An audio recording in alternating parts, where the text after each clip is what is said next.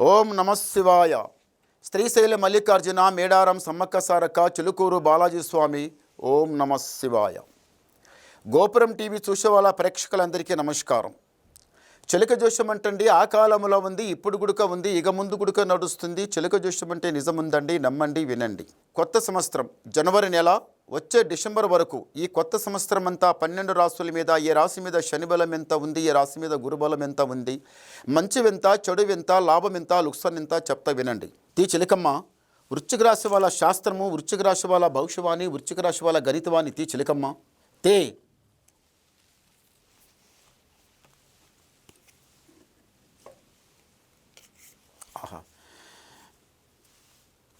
వృశ్చిక రాశి వాళ్ళకి నడిసొచ్చే మహాలక్ష్మి. మీరు కూర్చున్న లక్ష్మి చూసిన కానీ నడిసొచ్చే లక్ష్మి చూడలేదు. గుమ్మం దాటి ఇంట్లో వస్తుంది అంటే లక్ష్మి తలుపు తట్టినట్టే. ఎలా వస్తుంది చూడండి ఒకసారి. మహాలక్ష్మి ఇంటికి ఇలా వస్తుంది.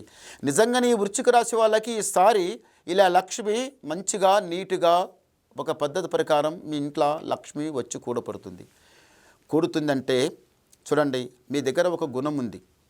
లక్ష్మికి జతనంగా పెట్టాలి, మంచిగా కట్టి పెట్టాలి. పెద్దలు సంపాదించిన ధనదిర్భం గుడుక ఉంది, మనం సంపాదించిన ధనదిర్భం గుడుక ఉంది. అది విధి కలిపి ఒక మంచిగా ఒక పెట్టే స్థానం లోపల మంచిగా పెట్టాలి అనేది మీ దగ్గర ఒక గుణం బాగుంది. లక్ష్మికి ఎంత సేవ చేస్తే అక్కడ నిలబడుతుంది.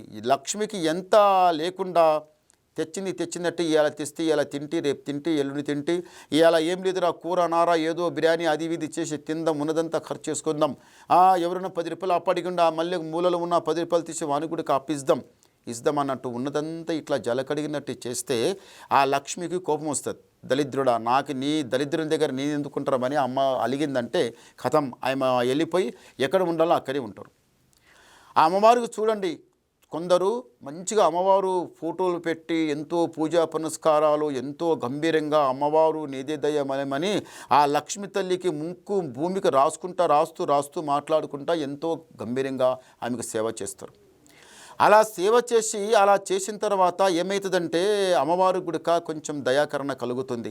ఆమె నిలబడ్డదనుకోండి ఇలా ఉన్నదు. లక్ష్మి నిలబడ్డదంటే ఆ లెక్కన అలాగుంటుంది. లక్ష్మి అలిగిందనుకోండి, ఒక్కటి చెప్తా మీరు వినండి, చిన్న మాట. లక్ష్మి లేకుండా మీరు ఏ పని చేస్తారు? ఏదైనా చేస్తారా? ఏమీ చేయలేరు. లక్ష్మి లేకుండా ఏమీ చేయలేరు. ఈ వృశ్చిక రాశి వాళ్ళ దగ్గర మాత్రం జ్ఞానం ఏముందంటే పైసకు పైసా కూడపెట్టాలని ఎలా ఆలోచిస్తారో, రాత్రి అనకుండా పగలనకుండా కష్టానికి భయపడకుండా కష్టం చేయాలి, గొడ్డు లేక కష్టం చేయాలి, రాజా లేక తినాలి. అది అంటారు పెద్దలకు కోపం వస్తుంది ఒకసారి. ఆడదాని లేక కష్టం చేయాలి, మొగోళ్ళు లేక కూర్చొని తినాలి అంటుంటారు పెద్దల ముందు. ఇప్పుడు కూడా ఉంది ఆ అర్థం. నిజంగానే పొదుగల లేసి చేతనైన కాడికి వంగి నడుము వంచి పనిచేసి ఆ కష్టం ఈ కష్టం చేసి 4 రాళ్ళు తీసుకొచ్చి ఇంట్లో పెట్టి మంచిగా వండి మంచిగా కూర్చొని రాజాలిక తింటే ఆ తిన్నన్నం పైకి పడుతుంది. అదే అన్నం వండి చెట్టోళ్ళు గుడక ఈయన పొదగాల పోయి సాయంత్రంగా కష్టం చేసి వచ్చిండు, రాత్రి అనకుండా పగలనకుండా కష్టం చేసి వచ్చిండు, ఈయనకు సేవ చేయాలి. ఈ అన్నం వండేటప్పుడు అన్నం మంచిగా ఉండాలి, కూర మంచిగా ఉండాలి, ఈయనకు ప్రేమతోనే తినపెట్టాలని గుడక వాళ్ళ గుడక బుద్ధి పుడుతుంది. అమ్మవారు వచ్చిన లక్ష్మి గుడక ఇంట్లో ఆగుతుంది. కష్టం చేయకుండా ఇలా కష్టం చేస్తే కదా రేపు ఇంటికాడ కూర్చుంటా, మళ్ళీ రేపు పోతా, మళ్ళీ ఎల్లుండి పోతా, మళ్ళీ రేపు పోతామని సోమరిపోతు లేక తిని పడుకుంటే అది ఏమవుతుందంటే ఉన్న లక్ష్మి, అది అంటారు కదా, కూర్చొని తింటే కొండలే పిండి అయిపోతాయి. కూర్చొని తింటే రాజు పోయి మంత్రి అవుతాడు, మంత్రి పోయి భికారి అవుతాడు. కాదు, పైసా యాలివి చాలా ఘనంగా. పైసా లేకపోతే జీవితమే లేదు, ఏదీ లేదు. అన్నీ సంపాదిస్తాం కానీ పైసలు కూడా డబ్బు సంపాదిస్తే దానికి అలివి చాలా గొప్పగా ఉంది. ఈ రాశి వాళ్ళకి మళ్ళీ ఒకటి ఏముందంటే మాత్రం కొంచెం కోపం ఎక్కువ. కోపంతోనే పని చేస్తారు, కోపంతోనే మాట్లాడతారు. ఏ మాట ఉన్నా నోటి ముందల కడాకట్ మాట్లాడతారు, ఎవరికి భయపడరు. ఈ రాశి వాళ్ళ చేతిలో కొంచెం పైసా ఆగదు. పైసకు మంచిగా జతనం చేసి కట్టి పెడతారు తప్ప అది ఇప్పితే ఆగిపోకుండా మొత్తం ఖర్చు అయిపోతాయి, కానీ చేతిలో పైసా ఆగదు. కొందరికి ఒక రేఖ ఉంటుంది చేతు లోపల, ధనరేఖ, హస్తరేఖ, శుభరేఖ, చాలా రేఖలు ఉంటాయి చేతు లోపల. ఆ రేఖ లోపల కూడా కొంత పైసా ఆగదు. ఆలోచించండి. అందు గురించి కొందరు ఏమంటారంటే చేయి చూపెట్టవద్దు, అది చూపెట్టవద్దు అంటారు. ఎందు గురించి మీరు చేయి చూపెట్టిన అనుకోండి, కొందరు ఏమంటారంటే చేయి చూపెట్టదు చెప్పేది ఎందుకు అంటారు. నేను దీని అర్థం చెప్తాయినండి. చేతు లోపల ఎన్నో హస్తరేఖలు ఉంటాయి. ఆ చెయ్యి మా ముందులో చూపిస్తే అది చెయ్యి మేము చూసి చెప్పినామనుకోండి, అమ్మ ఇంతవరకు బాగుంది, ఆ తర్వాత ఈ రేఖ గింతగా వస్తే నీ ఐస్ అయిపోతుంది, ఇంతవరకు వస్తే నీకు పైసా రాదు. ఇప్పుడు నీ చేతిలో హస్తరేఖ ఉంది, దరిద్ర రేఖ కూడా ఉంటుంది. ఈ దరిద్ర రేఖ నుంచి నీకు పైసలు వచ్చేది కూడా రావు అంటే ఆ పైసలు నిజంగా ఎక్కడి దక్కనే వెళ్ళిపోతాయి. ఇప్పుడు నీ మనసు ఏమవుతుంది, బాధ అనిపిస్తుంది. అలాగే చేయి చూపెట్టకండి, మంచిది కాదు. శివయ్య దర్శనం చేసేది ఉంది, సాక్షాత్తంగా శివుని దర్శనం చేసేది ఉంది. శ్రీశైల మల్లికార్జున స్వామి దర్శనం చేసుకుని రావాలి, చాలా బాగుంటుంది. ఈ రాశి వాళ్ళకి ఈ సంవత్సరం అంతా మీరు ఏమనుకుంటున్నారంటే ఎప్పుడు చూసినా మా ఇంటి లోపల బాధ, ఎప్పుడు చూసినా నష్టం, కష్టం.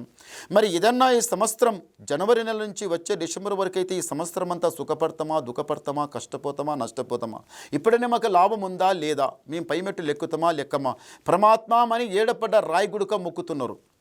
నిజమే, మీకు ఎప్పుడు కష్టం ఉండదండి. భగవంతుడు ఎప్పుడు కష్టం పెట్టడు. కొన్ని రోజులు అమాష, కొన్ని రోజులు పుణ్యం, ఎలుగు ఉంటుంది, చీకటి ఉంటుంది. ఈ పోయిన సంవత్సరం 2024, 25 కష్టపడ్డారు, నష్టపోయారు, ఉన్నదంతా బర్బాద్ చేసుకున్నారు. ఇప్పుడు ఈ 2006 లోపల 26 లోపల చాలా బాగుంది. తొందరపడకని నిదానం చేయండి, మంచి కలిసి వస్తుంది. కానీ శివయ్య దర్శనం చేసుకోండి. ఎందుకో ఈ రాశి వాళ్ళకి శివయ్యకి చాలా అయస్కంతం అతికినట్టు బంధం ఉంది. ఆ భగవంతునికి నమ్మి నడవండి, మంచి జరుగుతుంది. ఇంటి లోపల కొన్ని పనులు ఆగిపోయి ఉన్నాయి.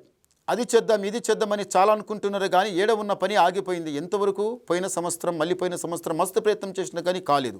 మరి ఏదైనా సంవత్సరం అవుతుందా కాదా, మా చేయి పెట్టింది మాకు అవుతుందా కాదా, జరుగుతుందా జరగదు అనుకుంటున్నారు, కానీ దేవుడు ఉన్నాడు. ఆ శివయ్య మీకు గ్యారంటీగా ఈసారి కరుణించుకుంటాడు.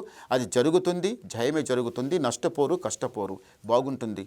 ఈసారి ఈ మెట్టు దాటి కరెక్ట్ సాగిస్తారు. ఇల్లు కట్టాలనుకున్న వాళ్ళు, లేకపోతే కట్టింది కొనాలనుకున్న వాళ్ళు, ఇంట్లో పెళ్లి చేయాలనుకున్న వాళ్ళు, లేకపోతే ఇంత పొలమే కొనాలనుకున్న వాళ్ళు, లేకపోతే రియల్ ఎస్టేట్ ఏదో ఒక పెద్ద పనులు అనుకున్న వాళ్ళు మాత్రం ఈసారి పక్క జరుగుతుంది.